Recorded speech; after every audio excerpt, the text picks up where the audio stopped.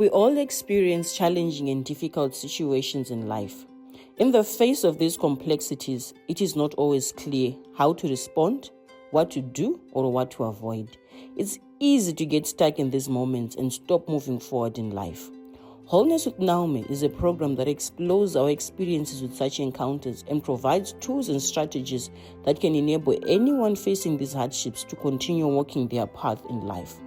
We can't wait to meet you on this journey. Tune in, your life is about to change for the better. Welcome to our program, Wholeness with Naomi, where we talk about difficult and sometimes different situations that may come our way. More importantly, we talk about the tools that you can use as you navigate in these difficult and different paths. We talk about faith in different places, but sometimes what does it look like when you're in a space where you're actually not well? Today on the program, we're going to be talking about faith, what it looks like, what it is, especially when faced with sickness. How are you able to maintain and sustain it and keep walking in it, where you may come to a place of healing and sometimes not even receiving it? What does it look like? Joining us on the program today is Miss Yolanda. Thank you. I'm happy to be here. Do share about yourself, Miss Yolanda. In 2023, I started getting sick. Okay. I suffered from chronic fatigue, and also I had several severe stomach pain, and my stomach started growing. My stomach started growing like I used to look like someone was pregnant, and because of the persistent fatigue, I had to seek medical help.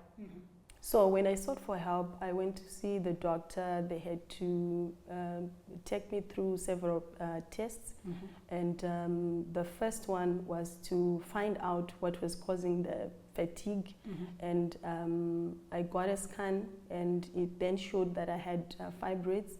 My uterus was now infested with fibroids, and that having several fibroids, it also caused iron deficiency, which was then causing me to feel so much tired. Even after doing a simple task, I would see myself feeling so exhausted. I was also struggling to concentrate.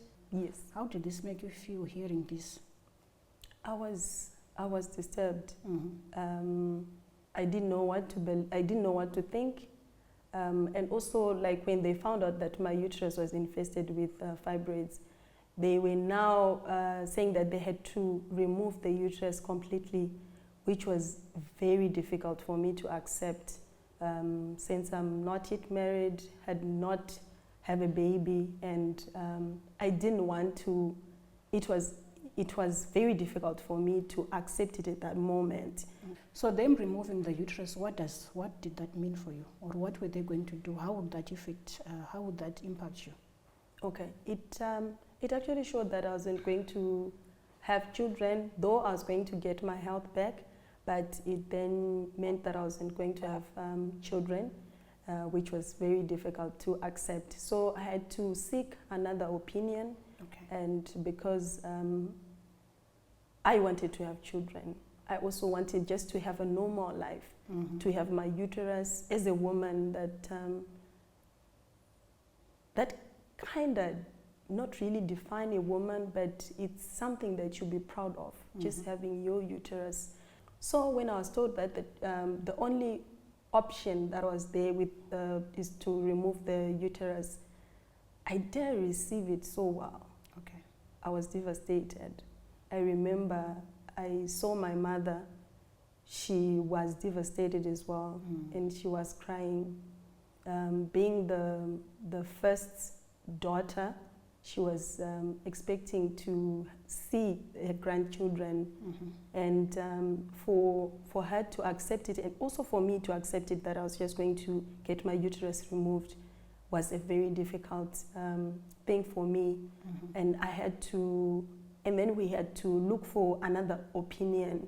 We went to see this gynecologist, who then told us that it was very possible to remove the fibroids, even though they had now grown so big. It was very possible to remove the fibroids and then preserve the uterus. And then we were so happy, you know, from being so devastated, and now that you've heard that your uterus can be preserved, we're so excited. And then we took that route. We went to see him, and then we made some payments. It also took a bit of some time because he wanted cash up front, and we had to look for the money. So we looked for the money as a family. We had some contributions coming in from all family members. And when the money was now enough for me to go through the procedure, we then paid the doctor, and then I went for the surgery. When I went for the surgery, I went into the surgery walking on my own, happy that now they're going to remove the fibroids, and then I'll remain with my uterus. So I went into the surgery, hoping that after the surgery, my life would transform, and I would really enjoy my health. Little did I know that it was actually the beginning of a journey, a difficult one. Let's take a short break to join us in the next segment. Thank you.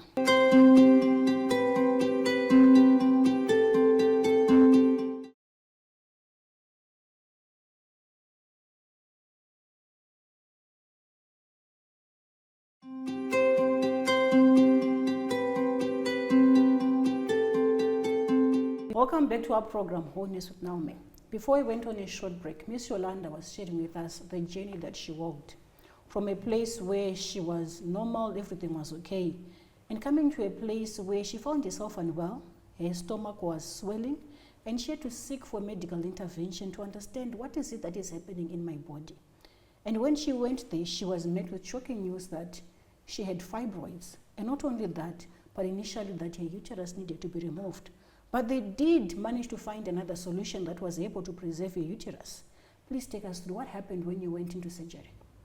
Okay, so when I went into the surgery, they did remove the fibroids, and the biggest one was about 15 centimeters. That's big. That was too big. And they removed it, and the other ones were a bit small. And the other one was 6 centimeters, and the other ones were small. They removed it, and then I got out of the surgery. I stayed in the hospital for 3 days, and then after 3 days, they told me to go home. They said I was now fit to go home. So after eating, I swallowed. I was so happy. I told my mother to prepare sadza with okra. You had missed it. I had missed it. And then when I ate, I vomited, and I could not stand. I was struggling to even breathe. I thought I was dying. And then my mother had to call my brother to come and pick me up and to go back to see the doctor. Okay. And when we got there, the doctor said that my digestive system was still healing. So, Miss Yolanda, help me understand. When you went to the doctor, he said you're okay, but your body needed more time to be able to heal. Yes. And the doctor prescribed more antibiotics. It's true. And discharged you to go back home. Yes. Were you well? I was not well. I could feel it, but the fact that the doctor had told me to go back home, I thought I was still healing. It was a process. Then I would be so well when I get home. So when I got home, when I ate, I started vomiting. The second time again? The second time again. I started vomiting. I was sweating. I could not stand. Then my brother came back, and he came to take me. He took me, then we went back to see the doctor. The same doctor? The same doctor. And he said that it was the healing process. I wasn't supposed to take solid food. And then he said I should just take tea and maybe bread, the light meals. And we thought we were doing it wrong when I ate sadza. And then he actually asked one of the nurses to bring tea. And then when I took the tea, I then started vomiting again. So they had to keep me at that hospital. So in that moment, before you continue, that is when you realized that, you actually were not okay. Yes. And it's something that you was constantly dismissing. That's true. Okay. That's true. And now we were all confused. I was asking also myself that what was going on. I thought I was losing my body. I thought I was losing my life. It was scary. Mm-hmm. It was really, really scary. And we had to go and seek for help. We went to see a GP in Chatcom, who also put me on antibiotics and for some treatment for some time. It then helped me to eat without really feeling pain. But now I was deteriorating. I started losing weight. In a week, I would lose about 2 kgs, which was very abnormal. Mm-hmm. That's and a lot. That was a lot, and it was very abnormal. And also, my skin started looking pale, and I started losing also a blood. I was struggling now because of not eating properly. I started having challenges with sleeping, which was coming from dehydration because I could not drink water that was enough to carry me throughout the day. So you are now at a place where you were still experiencing so much pain. Yes. You were finding it hard to go by each day. Even sleeping at night was becoming difficult. Yes. How did you eventually manage to find out what was wrong?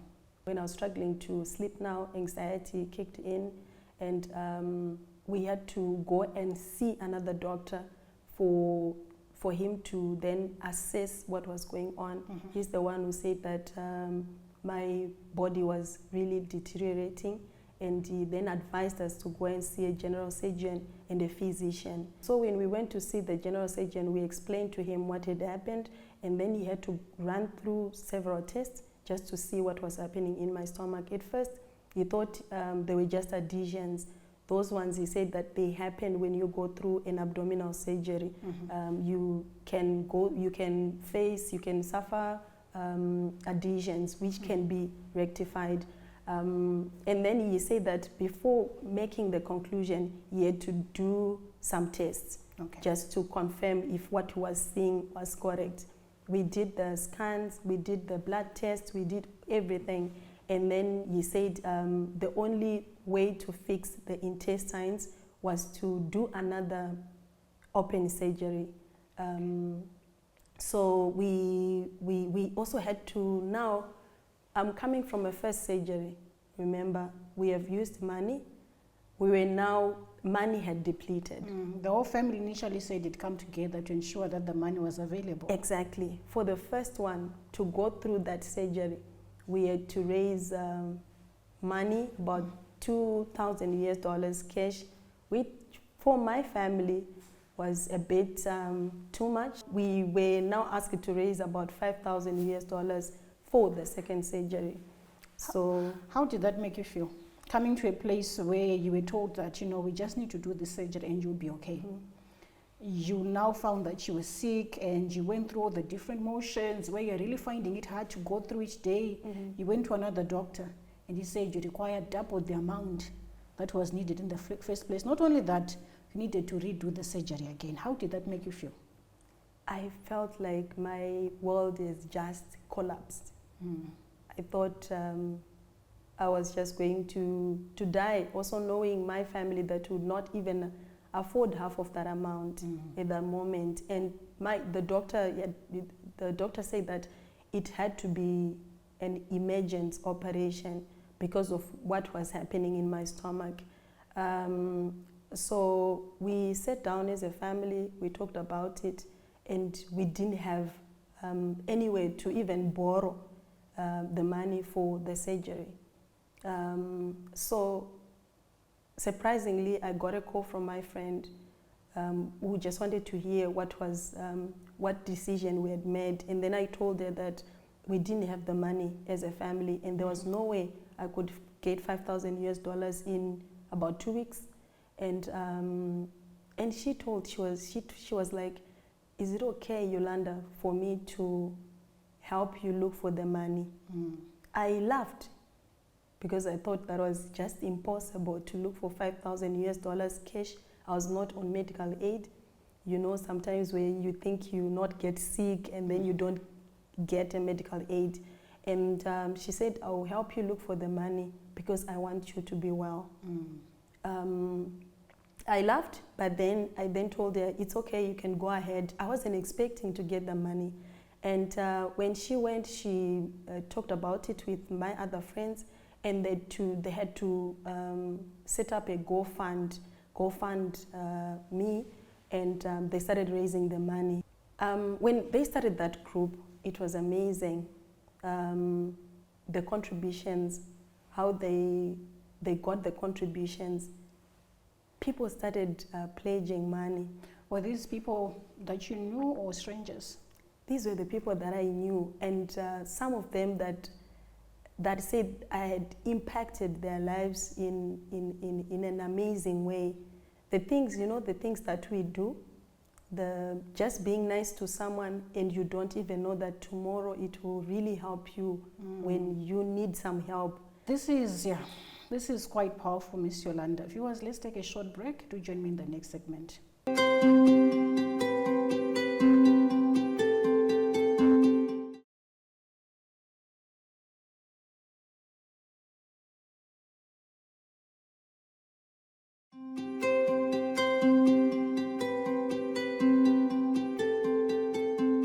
Welcome back, viewers, to our program, Wholeness with Naomi.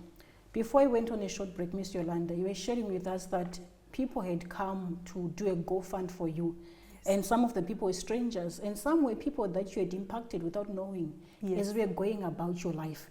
This is just one part of the equation. Yes. There's the other way you mentioned initially that you were finding yourself anxious. And this wasn't just you, there's also your family. What sort of challenges did you face as a result of finding yourself in this space where there were now complications of this surgery?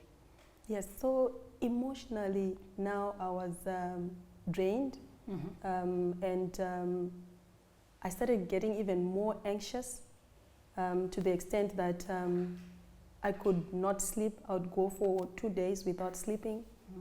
You know, the anticipation of death, it's actually worse than death itself. I thought I was just going to die. I remember one day I had to call my sister, and I told her that I was dying. I was struggling to breathe, and I told her everything. And even the dreams I would have, they were, because I was constantly thinking that I was going to die. So I think it also affected my dreams. I would see myself dying. So now I was getting panic attacks. I didn't know what panic attacks were. I was acting like someone who's wanted. And for my family to understand that, it was very difficult. So from your sharing, Miss Yolanda, you know, one thing that's really coming out was how difficult that journey was for you. From panic attacks, anxiety, things that you were not familiar with yourself, even having the vocabulary to be able to describe it. Yes. And you were finding yourself in a space where even your family members were questioning what's happening because they couldn't understand. What role did faith play in all this? People from church were coming to see me, and also I was praying about it. There was a scripture that God gave me. God gave me Ezekiel 37 that talks about the dry bones coming to life. And I was now in a moment where I thought, like I said, I thought I was just losing my life. Before the surgery, I was about 60 kgs. So now I was 47 kgs. So you can imagine the drop. And so when people were coming to see me, would then pray, and God gave me that scripture, that surely the dry bones will come to life.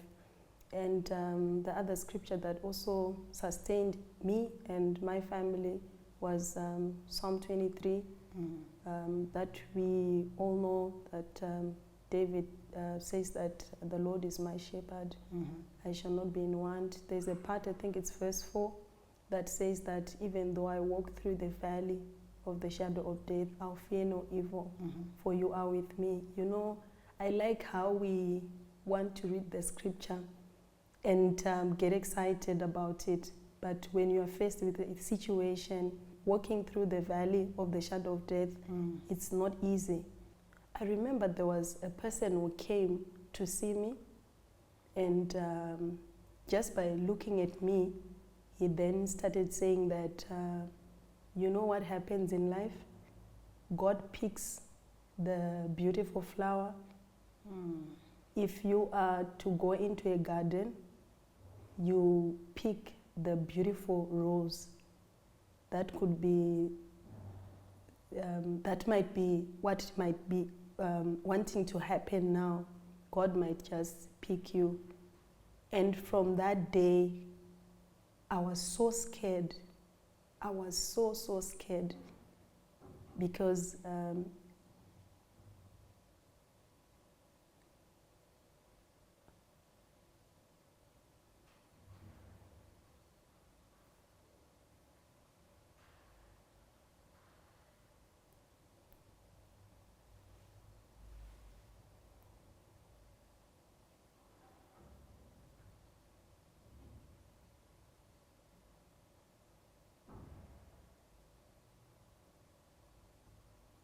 not that we want to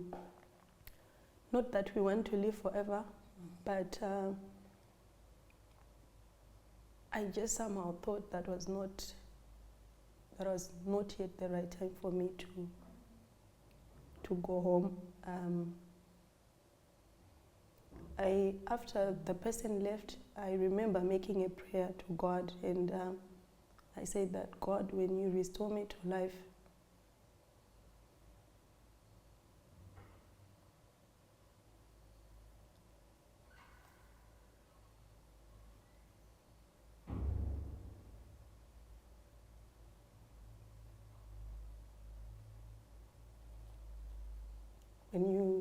I remember saying to God that when you restore me life, I will work for you, and also help those who might be going through the same sickness I went through.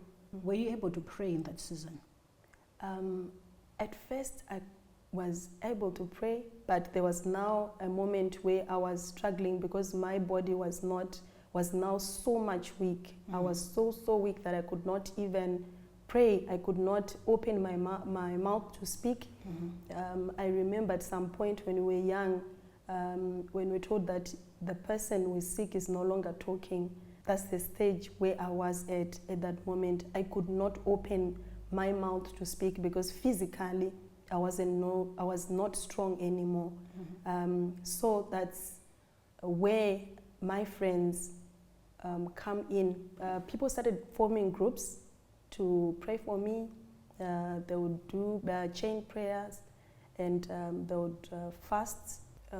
So we paid the money, and I was booked for another surgery. I went in. Like I said at first, that he thought they were just adhesions. So when he opened, that's when he got the shock of his life. Some of the intestines had ruptured, and then there was other one that was now rotten, and some were blocked, and that's why food could not pass through. Like what he said, that the passage was like 2 centimeters, so it was very difficult for solid food to pass through. He had to ask my brother, that was after the surgery, he had to ask how I got to the hospital, how I was surviving, because it was too chaotic in the stomach. When he was telling me after the surgery that the surgery, which was supposed to take 2 hours, took about 5 hours, so he had to go through each and every part just to see if everything was okay. My advice to the viewers is no situation is permanent. if you're not feeling well, it doesn't mean that you stay there forever. Go and see the doctors. That's another route that God uses to bring healing. Go and get advice, medical advice. Follow what the doctors tell you. And also believe. Continue to tell yourself that you'll be okay. One of the things that I've seen when you're not feeling well, when you lose hope, even your body will respond. Your body will not respond to medication if you lose hope. So keep on hoping and believe that you come out of that situation. It's not a permanent situation. Look, now I'm here. You'd not believe that at some point I was 47 kgs. And the other thing that I also want to say to the viewers is there are conditions that we can only get to understand when the medical doctors explain those things to us. Thank you, Ms. Yolanda, for your sharing. I think it's also important to note, viewers, that one of our values as Zimbabweans is Ubuntu, Unu, Tirivanu. And the phrase that we use commonly is Mabasa ako anokutira. From the sharing of Miss Yolanda, one thing that's really standing out, she's talking about people that she helped when she was just going about her life, and these are the people that were able to come through and be able to provide the financial support that was needed for her to be able to undergo this operation. Assess yourself. How are you managing the relationships that are around you? In times where adversity strikes, are those people able to stand and support you?